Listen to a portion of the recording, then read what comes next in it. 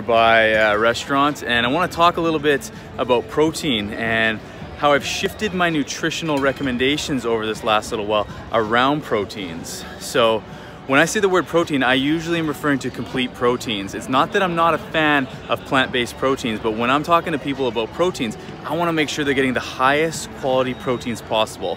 Not just to build muscle, recover from workouts, but for your brain health as well, okay? Because all the neurotransmitters that you need to stay happy and healthy are coming from your proteins. And I used to be a really big chicken and fish guy, and I'd only eat beef some of the time, but I've recently changed my recommendations, and I have been having myself a lot more meat lately and been recommending a lot more high quality meats to my patients as well.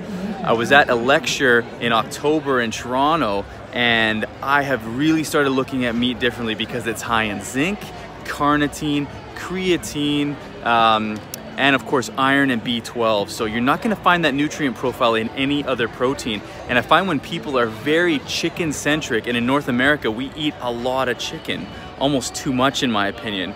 So you end up foregoing a lot of these nutrients that you find in good high quality meats.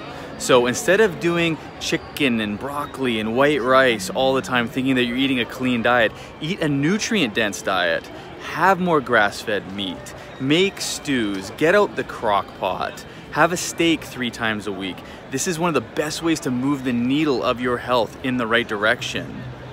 Don't believe all the hype that it's bad for you, that it causes inflammation and it causes cancer. If you choose and find high quality meats, it will be one of the best things you do for your health. So, if you're unsure about this, if you have questions, definitely hit me up. I'm always learning and synthesizing new material. I'm always researching and discovering new tips and tricks around nutrition. And that has been a big one for me that's made a big difference to me as well as my patients. So don't fear the red meat. Definitely want to aim for around 9 ounces each week. I'll be back tomorrow. We're going to be a bit of touring of the city. We're going to check out some of the history and the Parliament buildings and all that around here. So stay tuned for that and have an awesome day. The weather here is beautiful. The sun is shining and it's always fun to be in California. Have a good night.